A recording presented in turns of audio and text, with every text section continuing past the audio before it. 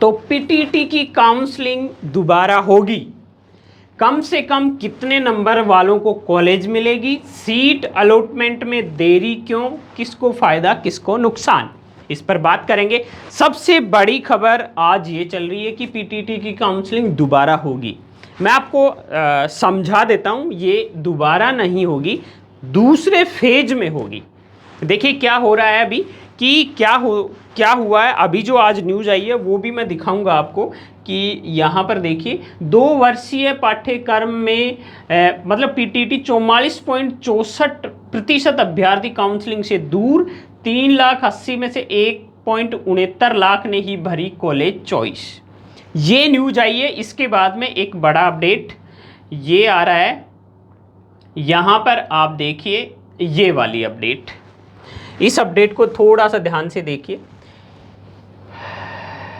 सरकार व कोर्ट के निर्देश के तहत काउंसलिंग प्रक्रिया निर्धारित तिथि से पूरी करवाई जा रही है। काउंसलिंग से फिलहाल वंचित अभ्यर्थियों को दूसरे राउंड में अवसर मिल पाएगा। डॉक्टर आलोक चौहान, समन्वयक पीटीईटी। ये न्यूज़ बहुत इंपॉर्टेंट है आपके लिए, सभी के लिए जो पीटीटी की स्टडी करने वाले हैं, पीटीटी के थ्रू बीएड करने वाले हैं, 2 वर्षीय और 4 वर्षीय। अब मैं आपको बता देता हूँ क्या होगा। जैसे प्रोसेस सभी को पता है, अभी पीटीटी का सीट अलॉटमेंट आना था 17 तारीख को, लेकिन वो नहीं आ रहा है, वो 2 दिन बढ़ा दिया गया, 19 को आ रहा है। ठीक है, उसके बाद में से ही कयास लगाए जा रहे थे कि काउंसलिंग मतलब जो कॉलेज चॉइस भरी है, काउंसलिंग करवाई है, वो नंबर ऑफ कैंडिडेट बहुत कम है।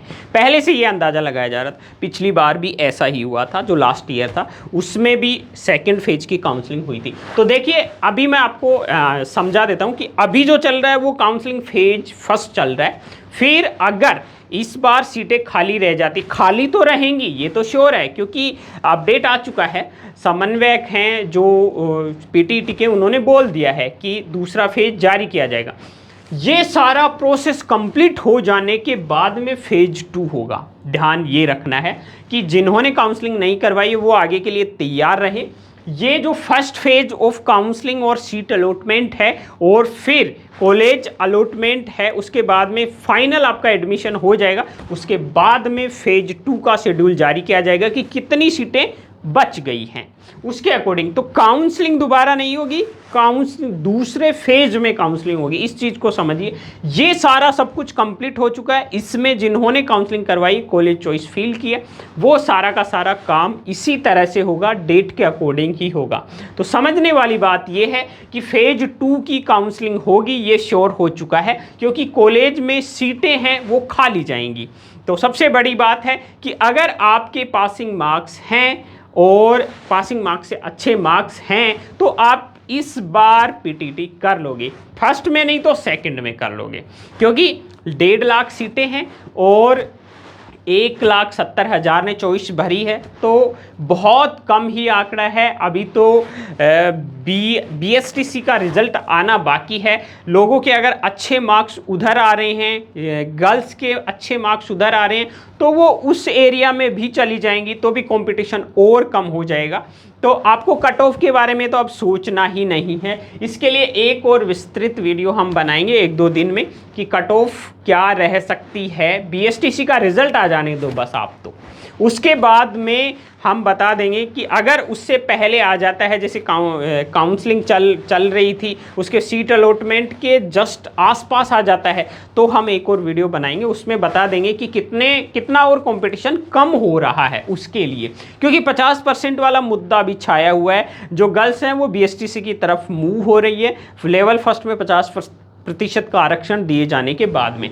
तो कम से कम कितने नंबर वालों को कॉलेज मिल जाएगी। जो आर्ट्स है उसमें ये देखिए मैं बता देता हूँ, लगभग अगर आपके 200 प्लस नंबर हैं तो संभावना है ओल्ड राजस्थान कर रहे हो।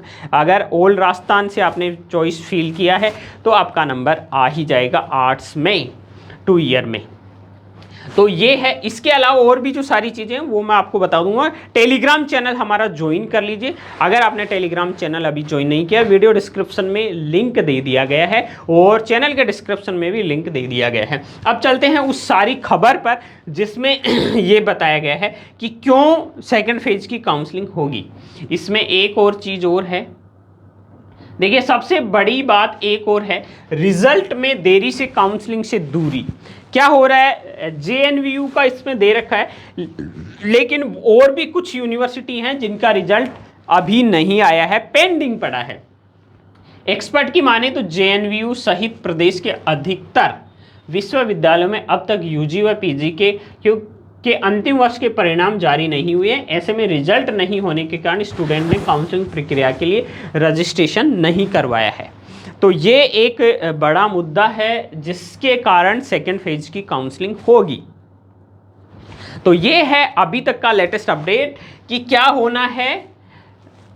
ये जो बड़ी खबर है, लगभग 1,69,000 ने ही कॉलेज चॉइस भरी है। 60% बाहर हो चुके हैं, इससे पहले से ही 60% लोग बाहर हो चुके हैं, उन्होंने इंटरेस्ट ही नहीं लिया।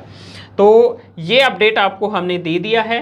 कम से कम कितने नंबर वालों का, देखिए 2 वर्षीय आर्ट्स में अगर हम सेकेंड फेज तक की बात करें तो 200 प्लस नंबर हैं, उनका आ जाएगा। हमारे सामने पिछले साल का कुछ ऐसा भी डेटा है जिसमें 190 वाले को भी कॉलेज मिल रही थी। तो ऐसी ये सारी चीज़ें हैं। 200 के आसपास अगर आपके नंबर हैं तो भी आपको कॉलेज के चांस बनते हैं। तो आपको कट ऑफ के बारे में सोचना ही नहीं है। अगर आपके ठीक ठाक मार्क्स हैं तो आपको कॉलेज मिल जाएगी, कुछ नहीं सोचना है।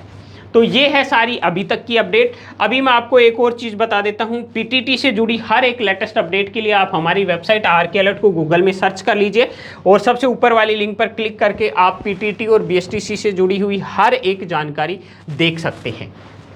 तो अभी एक बार के लिए हम आपको लेकर चलते हैं पीटीटी की ऑफिशियल वेबसाइट पर। क्या कोई नोटिस आया हुआ है? देखिए अभी तक रिवाइज काउंसलिंग शेड्यूल का नोटिस आया हुआ है कि काउंसलिंग और क्या आया हुआ है। देखिए allotment, first allotment after counselling 19 तारीख किया हुआ है। करेक्शन 16 तारीख तक जारी रहेगा रात को 12 बजे तक। अगर आपको कोई करेक्शन करवाना है तो आप करवा सकते हैं। ये सारा अपडेट है। उसके बाद में फर्स्ट काउंसलिंग के पश्चात आवंटित महाविद्यालय में आपको रिपोर्टिंग करनी है, वो 19 से 26 के बीच में आप कर सकते हैं। फर्स्ट सीट अलॉटमेंट होगा 19/7 को। 22,000 वाला जो शुल्क है वो अगर आपको कॉलेज मिलती है तो 19 से 25 के बीच में आपको भरवाना है।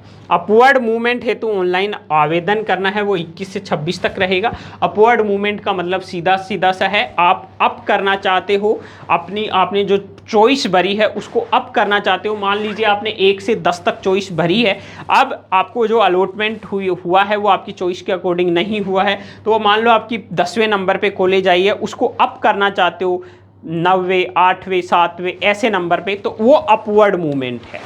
उसके लिए फिर अलग से अलॉटमेंट होता है, उसके लिए फॉर्म्स भरे जाते हैं, वो आगे उसके लिए एक और वीडियो बना देंगे। तो ये है अभी तक का लेटेस्ट अपडेट।